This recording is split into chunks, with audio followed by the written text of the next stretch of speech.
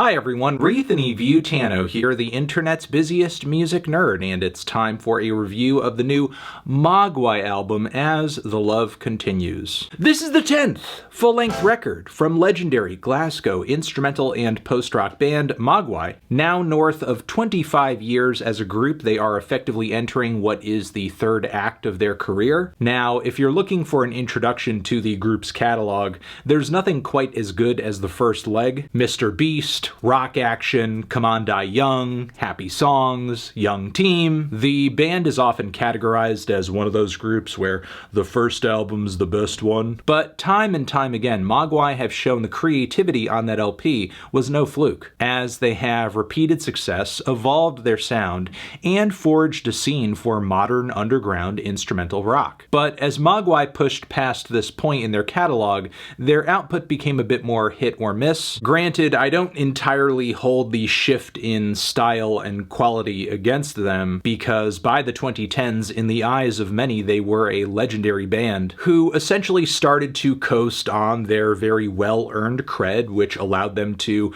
put out some records that rest on their laurels, put out some records that were a bit more experimental for them that didn't quite work, and put out a killer live album that celebrated their back catalog with special moves. Not to mention their reputation as a mostly instrumental rock band made their sound pretty fitting for soundtracks and scores, which they have done quite a few of those as of late. So now we have a new album, a new decade, and I thought maybe the band would take this chance to possibly reframe. But after listening to this, for the most part, I feel like we are pretty much getting the same old Mogwai, maybe now sounding a bit more ornate and heavy with massive string sections as well as meditative electronics being a regular part of their arsenal. Nowadays, they're also not exactly shy about working in a vocal every once in a while too. The sound of this LP, if I had to put it in a nutshell, is really the band taking everything they've expanded on over the last decade and incorporating it onto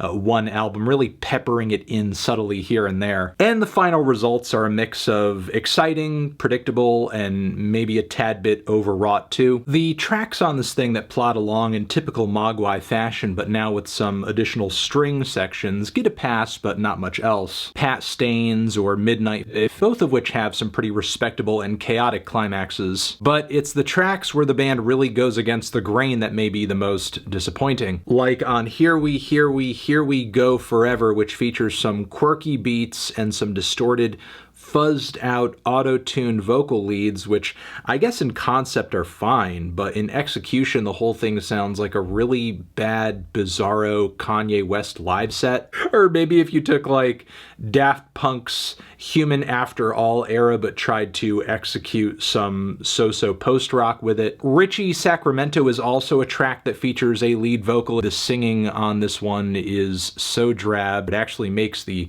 instrumental underneath sound more uninteresting than it actually is. So yeah, I do have my complaints, but there are some respectable moments in the first leg of this LP, like the dreamy and synth-laced Dry Fantasy, which is a bit of a sonic oasis in the midst of this project, or the steady and monolithic To the Bin My Friend, Tonight We Vacate Earth, which is a very good first taste of this record's dense and colorful mix. I love the way the band effectively balances droning bass and guitar as well as buzzing organs, stuttering synths on this track. It's like listening to an instrumental take on the Velvet Underground, but with a metallic slowcore twist. Drive the Nail lives up to its title pretty easily, thanks in part to how pounding it sounds. Outside of that, I wouldn't say it offers much else though, because as soon as the band transitions away from these heavier spots, they're just kind of playing with this very basic, loud, soft dynamic with these incredibly thinned out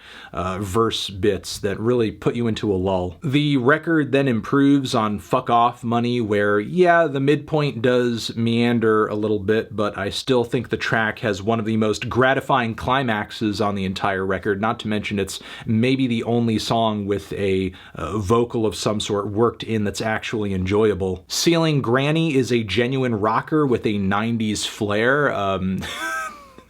I hate to make this comparison, but it's almost like if you Mogwaiified a riff and a groove from a Nirvana and a 311 song and just made it work. Oddly enough, Spiritualized as well as LCD Sound System felt like very clear parallels on the track. Supposedly Nightmares, the driving trebly bass, the fuzzed out lead guitars, those crisp drums, which of course contrast with heavier sections that fill out in pure Mogwai fashion. Throw in some speedy minimalist synth arpeggios, and this is easily one of the most enjoyable and eclectic tracks here. Then the closer feels like classic Mogwai in many ways, mid to slow pace, larger than life sound, it's vivid, it's overwhelming, it is a roaring beast, and when the track is at its heaviest, the way these glossy synth layers fit against the wailing guitar leads the band is throwing into the mix, it's just one of many examples of the band's simple but effective approach to sound play. But with all of that being said, while I did like this record slightly on the whole,